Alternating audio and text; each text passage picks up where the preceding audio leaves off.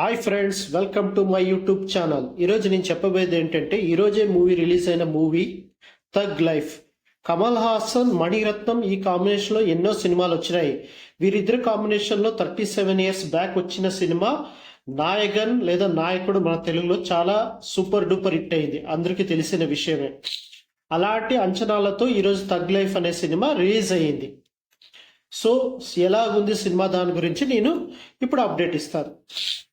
దీంట్లో కమల్ హాసన్ ఒక ముఠాకి నాయకుడు.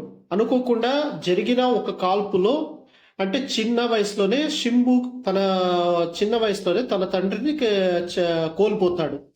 తన చెల్లి కూడా దూరం అయిపోతుంది. దాంతో శింబుని చేరదీసి తన కొడుకులా పెంచుతాడు కమల్ హాసన్. దూరమైన చెల్లిని కూడా వెతికి తీసుకొస్తానని మాటిస్తాడు. తన తర్వాత ఆ ముఠాకు శింబు నాయకుడిగా చేస్తాడు. దీనిని ముఠాలోని ఇతర సభ్యులు నాజర్ మరి జడ్జు జార్జ్ తదితరులు జీర్ణించుకోలేరు. ఇంతలో శక్తిరాజు అంటే కమల్ హాసన్ పై హత్యా ప్రయత్నం జరుగుతుంది. అప్పటి నుంచి ముఠాలో అలజడి మొదలవుతుంది. ఇంతకీ కమల్ హాసన్ పై అత్యాచారం చేసింది ఎవరు?